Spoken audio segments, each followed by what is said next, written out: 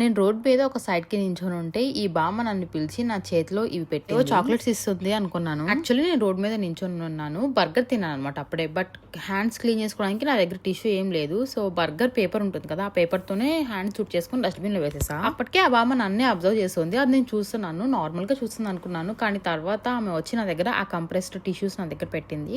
అవి ఇచ్చి ఇవి వాటర్ లో వేసుకో, టిష్యూస్ వస్తాయి, హ్యాండ్స్ క్లీన్ చేసుకో అని చెప్పింది. నాకు చాలా నచ్చేసింది అమ్మమ్మ. సో స్వీట్ ఆఫ్ యూ అమ్మమ్మ అని చెప్పాను. థ్యాంక్స్ గ్రానీ అని చెప్పాను. ఆమె అసలు పట్టించుకోవట్లేదు అనమాట నన్ను.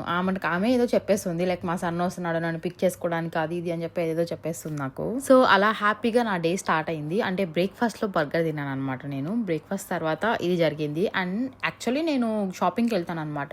ఇండోర్ ప్లాంట్స్ ఏమైనా షాప్ చేద్దామని చెప్పేసి వెళ్తున్నాను. అక్కడ నాకు ఇండోర్ ప్లాంట్స్ కంటే మిర్రర్స్ చాలా నచ్చాయి. ప్లాన్స్ అయితే మంచిగా ఏం లేవన్నమాట. కొన్ని ర్యాండమ్ థింగ్స్ షాప్ చేశాను.